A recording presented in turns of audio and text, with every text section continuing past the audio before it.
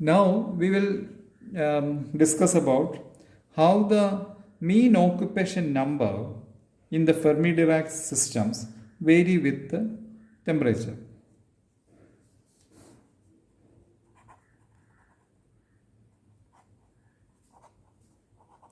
Variation of mean occupation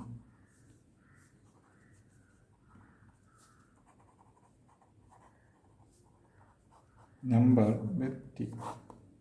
So that is the next thing. So we have already written the expression for the mean occupation number for a Fermi Dirac system. When we started this part of this module, we have written and we have seen this NE quite back whenever we started with this quantum statistics for Fermi Dirac and Bose-Einstein system. There also we have already written the expression. So NE is equal to 1 by e raised to e minus mu by kt plus 1. So this was the expression which we wrote. Okay. Now the Patria takes up a different notation for this. Let me convert myself to that notation so that that will be helpful for you when you are taking when you are reading the Patria. So if I take x is equal to e by kt and alpha is equal to mu by kt. So in that case I can express Ne as equal to 1 by e raised to x minus alpha plus 1. Okay. Question 25. Now my attempt is to analyze the equation 25. We have almost done this some time back when I was talking to you about the mean occupation number for such kind of systems, Bose-Einstein and Fermi Dirac together. There itself we have plotted that. Some part we will take it from there. So there are two cases here, right? The first case is when T is greater than 0 Kelvin. When T is greater than 0 Kelvin, what happens? we already know that. So we are making this analysis based on this using the equation 25. When at x is equal to alpha, what happens?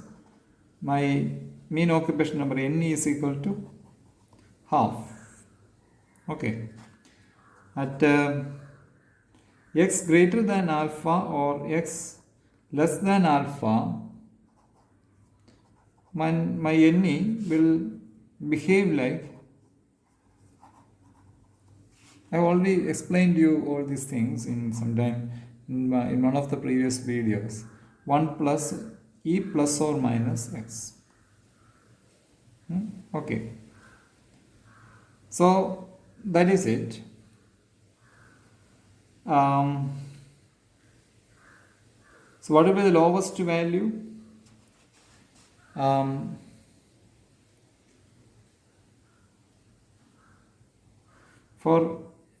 So this is the exponential.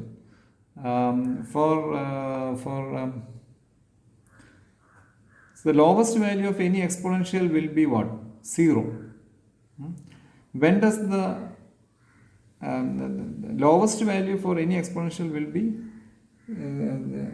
be 0? That means 1 by 0 plus 1, which means that Ne will be equal to 1. So the lowest value of this exponential means that highest value of Ne. So the highest value of Ne will be will be 1. And at what condition that will happen highest value? The highest value will happen when you have this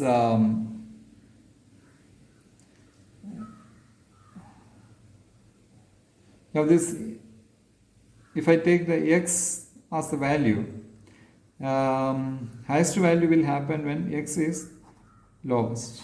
If I make a plot of the x. Okay. So let's try to make this plot.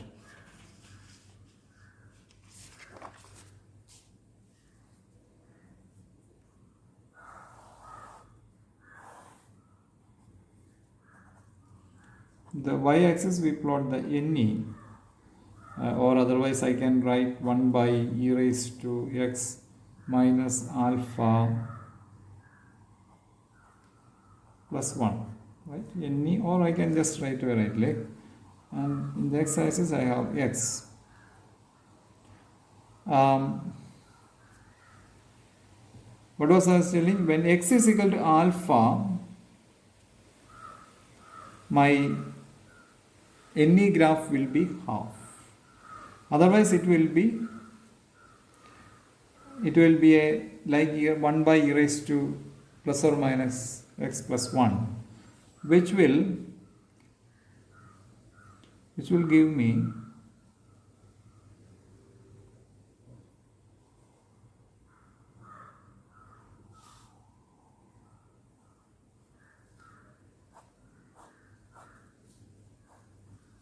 something like this. So the highest value equal to 1, and at x is equal to alpha, my value will be at 0.5. So this is the kind of graph I should be getting. We have already drawn this part, right? This declination part. In total, since this is at very low values of x, my NE will be nearly tending to 1. Therefore, I have this thing. Now, the second case is when we have already taken the first case to be t greater than 0 Kelvin. So, second case, t is equal to 0 Kelvin. What happens? T is equal to 0 Kelvin. So at T is equal to 0 Kelvin, when for E greater than mu,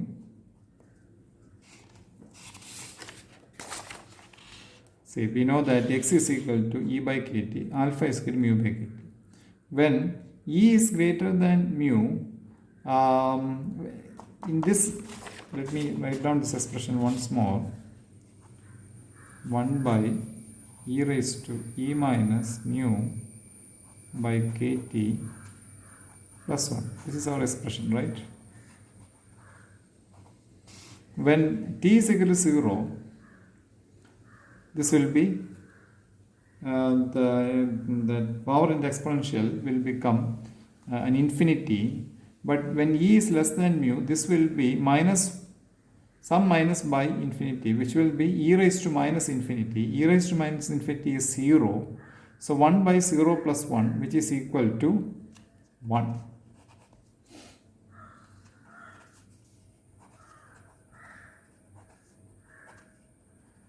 In equal to 1. What happens when my e is less than mu? When e is less than mu, see the t is equal to 0, which will give me an infinity. When e is sorry, I did a mistake. When e is greater than mu, when e is greater than mu, this will be infinity. When e is greater than mu, this will be plus infinity, right? 1 by 0, which is infinity, is plus e raised to infinity plus 1. 1 by infinity plus 1, which is 1 by infinity, which is 0. When e is less than mu, this will be a negative value, which will be which will give me e raised to minus infinity. e raised to minus infinity is 0, which is then this ne will be 1 by 0 plus 1, which is 1 by 1, which will give me ne equal to 1. So what is that? What is the kind of situation which you are right now seeing? We are working on a function, this function, which will be 0 when e is greater than mu. When e is less than mu, this function will be 1, which means that this is suggesting some kind of a step function. At e equal to mu, this will be some kind of a step. Okay, so how will you plot that?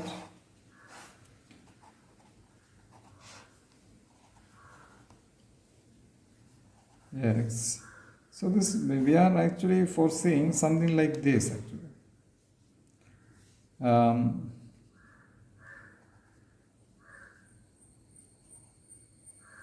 At x is equal to alpha. So I have 1 at, towards this region I have